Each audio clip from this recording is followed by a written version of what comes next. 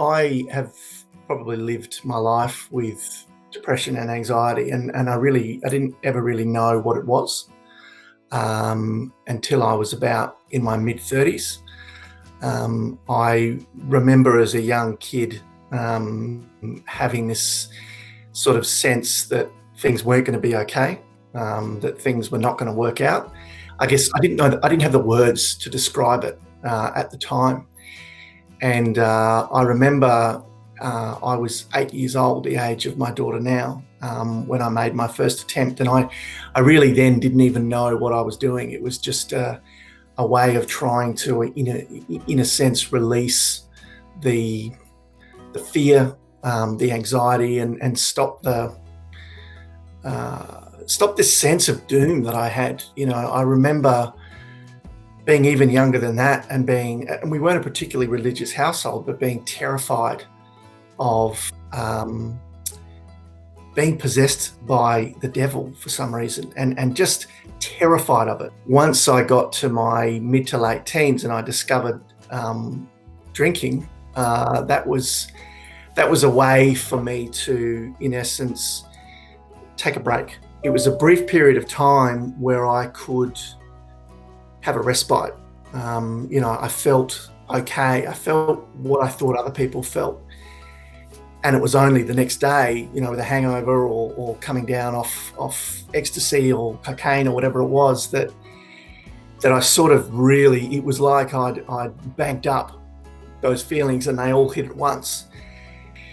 It was something that I masked very well, and just went through these bouts of depression and fear and just this underlying fear all the time, mixed with suicidal ideation, where I'd get to a point and then something would save me, some mistake or piece of fate or whatever you want to call it, whether you're spiritual, whatever you want to call it, but something would intervene and I would think, oh, okay, all right, I won't do it today, I'll do it tomorrow. But it was always this backup plan that I had in my life.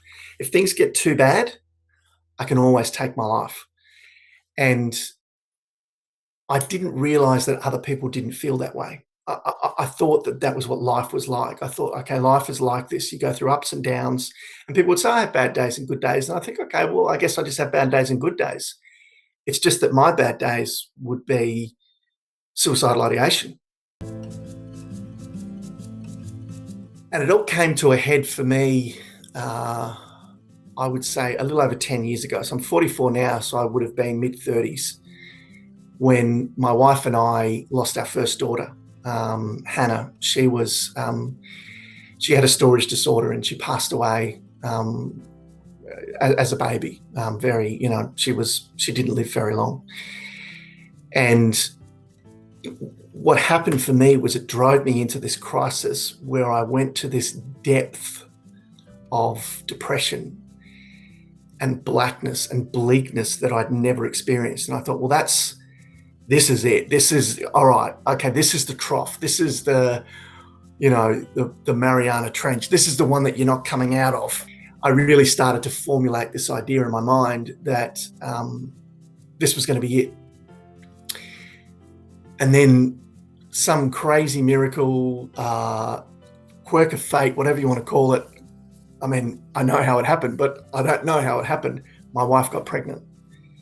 And I then had to make a choice. And I remember sitting down, and my wife, who's a psychologist, said to me, I'm really worried about you. And I said, look, I'm worried about me too. And she said, I really want you to get some help because I can't, she's crying and I'm crying and everybody's crying. And she said, I can't raise this baby without you. And I said, I don't want you to, I don't want you to. And that, for me, was the start of recovery. And when I say recovery, it was the start of me really getting real. And I hate that term, real, like hashtag keep it real, but really keeping it real, where I said, okay, I went to my doctor and I said, I legitimately don't think that I will make it to Christmas if I don't do something.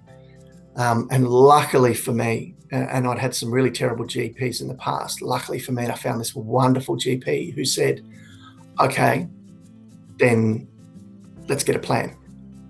Over time, the medication started to work, and I started to work on some of the underlying issues that I had.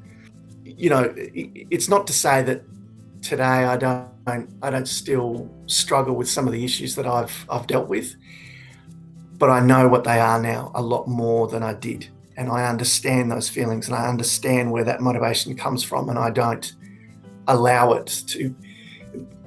When the thought of ending my life enters my head, which it will do on occasion, it's no longer an old friend that I kind of go, oh yeah, you're my option. Now it's a source of, okay, what do I need to do to try and, what's my self-care plan? What am I going to do? How do I get myself out of this? What's my next steps? And that's been the fundamental shift for me. I would say that move from, it's always my backup plan to, no, that's not my backup plan anymore. My backup plan is to do something about this and try and work on it. What do I do if I think my brother, my friend, my roommate, whatever it is, or even someone at work is struggling, or I'm worried about their safety? What do I do about it? What do I say? What's the thing? And the first myth that I bust with them is, you can't introduce the concept of suicide to somebody. So if you go to somebody and say, are you feeling suicidal? You're not going to give someone the idea. No one, and the research doesn't support that either. The second is, and in my experience, it needed to be a really direct conversation. And so questions like, and it doesn't have to be, are you going to kill yourself? It can be something as subtle as, often people who've been through what you've been through or are going through sometimes feel suicidal. Are you feeling that way? Because it's a yes or no answer. Either you are or you aren't. And so in having that conversation, two things I think are made really clear to the person in crisis, and were made clear to me when those conversations were had with me. One is, I care enough about you to create this uncomfortable situation. Two is, I'm mature enough to have this conversation with you, because it's a big topic. It's the elephant in the room on top of the other elephant in the room. When someone is feeling suicidal and you're around someone who's feeling suicidal, it's everybody's kind of knows it, but nobody wants to ask it. One of the things I can say for sure is that a conversation will do more than silence ever will.